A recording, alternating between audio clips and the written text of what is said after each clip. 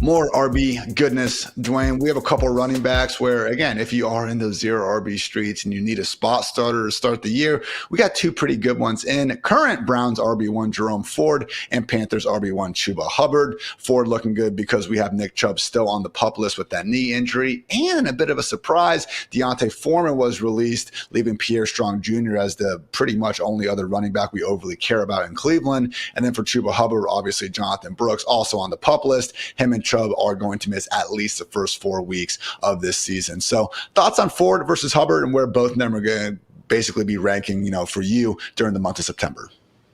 Number one, I think this team probably adds another running back. I mean, because we know Nick Chubb's missing the beginning of the season. Yeah, Cleveland, sorry.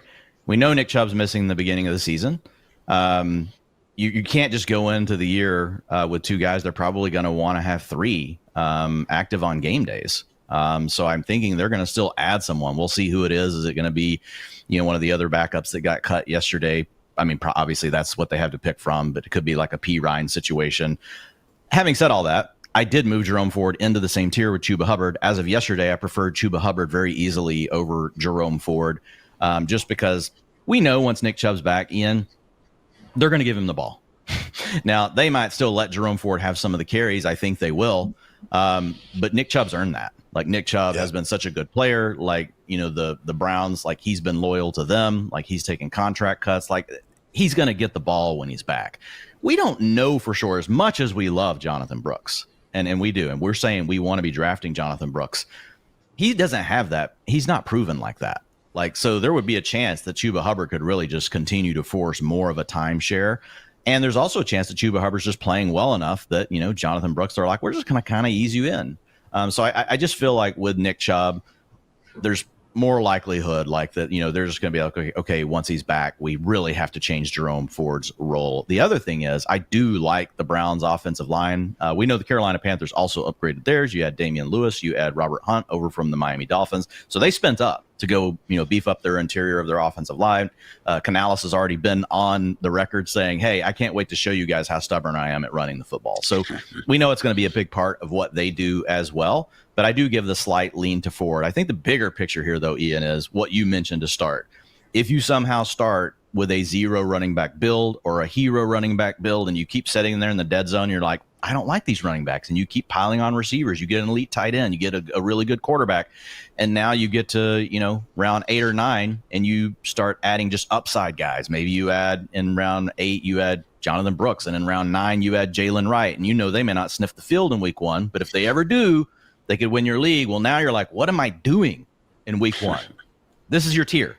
You just come grab one of these guys. You come get Chuba Hubbard. You come get Ford. So these are guys that you build your strategy around if you're going to need early season production because you wanted to take swings on upside at your running back 2 spot before you wanted to take these players. So I think it's really nice to have that kind of thing in your back pocket. If you're playing in best ball, I don't love them that much for down the stretch because I think there's a really good chance the other 2 players, Nick Chubb as well as Jonathan Brooks, are getting all the carries that you were really wishing you had to try to help you win the big prizes.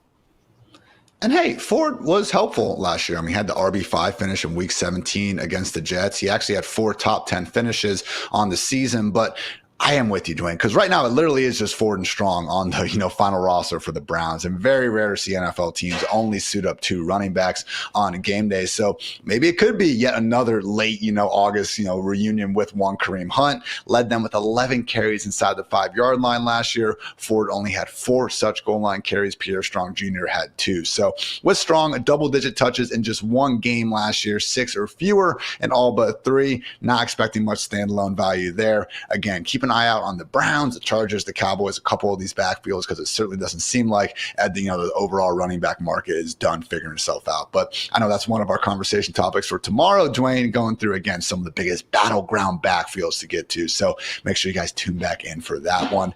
Final notes on Chuba. Look, he was good last year. Again, he actually had a 0.19 rushing yards over expected per carry. That was good for the 22nd highest mark, right there with Devin Singletary, Gus Edwards, Zach Charbonnet sort of backs. But we do need this Panthers offense to take a bit of a leap forward. This was the 6th worst offensive line in terms of rushing yards before contact per carry. But luckily, Dwain, we're not just saying, Canales is going to fix it. They did throw $153 million in free agency at a pair of guards and Dolphins right guard Robert Hunt and Seahawks left guard Damian Lewis. So with Chuba, RB 28 or better in 8 straight weeks to end the season. Did you see enough, though, Dwain, in the preseason utilization with the starters to fully believe Chuba is going to be featured? Because it is a new coaching staff, and, we do have Miles Sanders there still, who was also someone that people thought could be out of the picture.